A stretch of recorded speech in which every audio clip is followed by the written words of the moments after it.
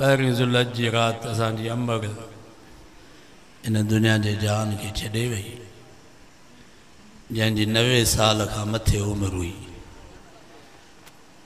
अल्हम्दुलिल्लाह रमज़ान जा रोज़ा भी सब रखे,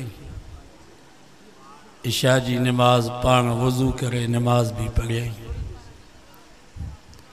उन खां बाद उनखे थोड़ी तकलीफ़ थी, चई बाबा मूंखे खिलियो ॻाल्हायो माफ़ कजो।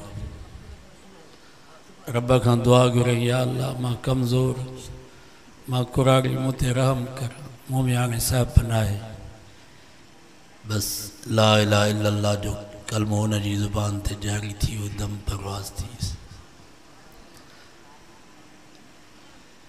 सो हक़ीक़त मां हिते दुआ वठण जे लाइ आयो। अबो अम्मा जंहिंजा ज़िंदा आहिनि, जंहिं दुआनि जो दरवाज़ो खुलियल अथसि। मां जॾहिं बि वाइज़ ऐं जलसे ते वेंदो हुउसि, घर मां निकिरंदो हुउसि त अधु कलाकु अमर सां गॾु वेहंदो हुउसि। कोशिशि कंदो हुउसि त सुबुह जी मानी अम्मा सां गॾु खावां, पोइ उन खां दुआऊं वठी पोइ निकिरंदा हुआसीं। ऐं हमेशह जंहिं वक़्त में मां मोकिलाईंदो हुउसि त इहे लफ़्ज़ मूंखे चवंदी, पुटु अलाह कंदो तुंहिंजे लाइ रस्ता आसान हूंदा, दुश्मन तुंहिंजो तोखां दफ़ा हूंदो, सजण तुंहिंजे साम्हूं हूंदा, अल्लाह ताला तव्हांजा ओला कम बि सवला कंदो। सो दुआनि जो दरवाज़ो बंदि थी वियो आहे। पहिरियों दफ़ो मां जुमे ते निकितुसि, अम्मा जी वफ़ात खां बाद पहिरियों दफ़ो।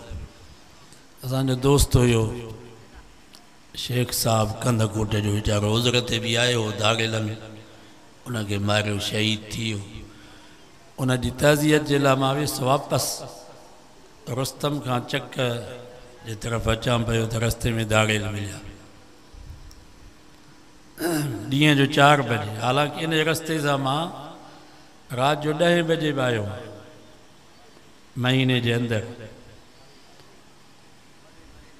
पर ॾींहं जो 4 बजे साम्हूं दाग़िल अची गाॾी बीहारीसीं।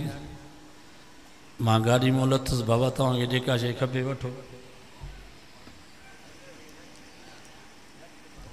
पोइ मोबाइल हुयूं, कुझु पैसा हुया, उहे उन्हनि फुर कया। उन वक़्त में मुंहिंजे दिलि में धकु लॻो त दुआनि जो दरवाज़ो असांजो बंदि थी। सो बाबा पीउ मां ज़िंदा आहिनि, हिननि खां दुआऊं वठो, वॾो सहारो अथव, इहे वञनि था पोइ तव्हां ईअं असांखे क़दुरु पाओ। ऐं अबे अम्मा जी औलाद सां जेका मुहबत आहे, उन में उमिरि जो शर्त न आहे। मतां तव्हां सम्झो त औलाद नंढो हूंदो त पीउ माउ जी मुहबत हूंदी, औलाद कुराड़ो थी थो वञे तॾहिं बि अबे अम्मा जी मुहबत साॻी। असांजा उस्ताद मीर मोहम्मद साहिबु ताज़ियत जे लाइ आया, पोइ फरमायूं मुंहिंजी अम्मा मूंखे चवंदी, मां बि उस्ताद साईं जी अमर ॾिठी। असां मीरत पढ़ंदा हुआसीं, उते ईंदी लठड़ी ते, पोइ साईं खे चवंदी, पुट माण्हुनि जे लाइ भली तूं मौलवी हुजी, उस्ताद हुजी, शेखुल हदीस हुजी, पर मुंहिंजे लाइ ॼण बुबनि ते। सभु चयो सुभान अल्लाह। औलाद जी केॾी बि उमिरि वॾी थी वञे, पर अबे अम्मा जी मुहबत साॻी।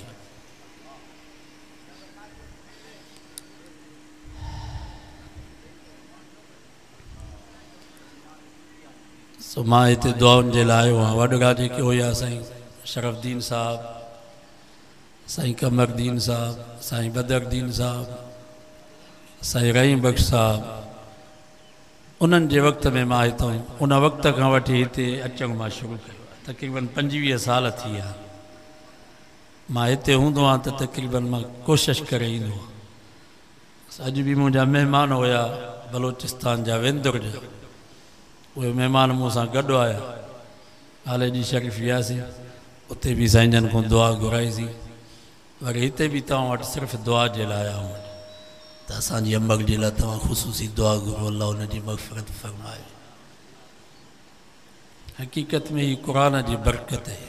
क़ुरान सां जेको ताल्लुक़ थो रखे, क़ुरान हुनखे सरदार बणाए थो।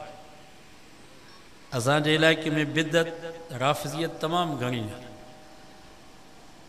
चवनि पिया त सरदार जे तज़ियत जे लाइ एतिरा माण्हू न आया जेतिरा मौलवी जोगी जी तज़ियत जे लाइ अवाम आयो आहे। उमरकोट, कराची, दरगाहनि वारा, साईं आले जी वारा, साईं बाइजी शरीफ़ वारा, थरेचाणी वारा, अमरोट वारा, सरदार जी तज़ियत जे लाइ एतिरा माण्हू न ईंदा आहिनि। ही मौलवी जोगी ग़रीब हिन जी तज़ियत जे लाइ 12 ॾींहं आहे, गाॾियूं खुटनि नथियूं। सो मां चयोमांनि क़ुरान मजीद सां जेको ताल्लुक़ रखंदो आहे, क़ुरान उनखे सरदार बणाईंदो। सचो सुभान अल्लाह। जंहिं मोहम्मद मुस्तफ़ा ते क़ुरान मजीद नाज़िल थियो, मोहम्मद मुस्तफ़ा सॼी काइनात जो सरदार बणी वियो। जंहिं रात में क़ुरान मजीद नाज़िल थियो, उहा रात सरदार बणी वई। सचो सुभान अल्लाह। जंहिं महीने में क़ुरान मजीद नाज़िल थियो, उहो महीनो सभिनी महीननि जो सरदार बणिजी वियो।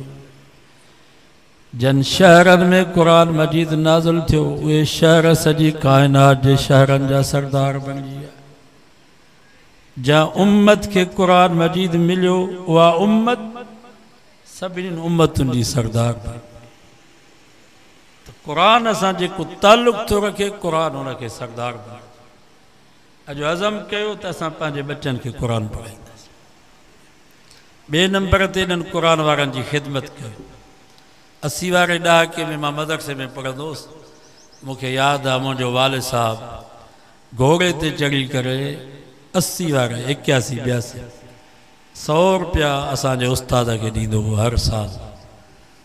वरी उतां घोड़े ते चढ़ंदो हो, खाड़ा जो मदरसो, वॾो मदरसो, साईं रशीद अहमद, उनखे 200 रुपया ॾींदो हो।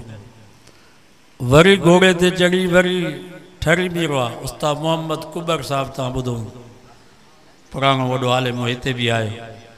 वरी 200 रुपया उनखे ॾींदो। वरी ठरी बीरो आहे में मौली अनवरदीन पीरज़ादो, 100 रुपया उनखे ॾींदो हो। साल में असांजे वालिद साहब जो इहो दस्तूर हूंदो हो।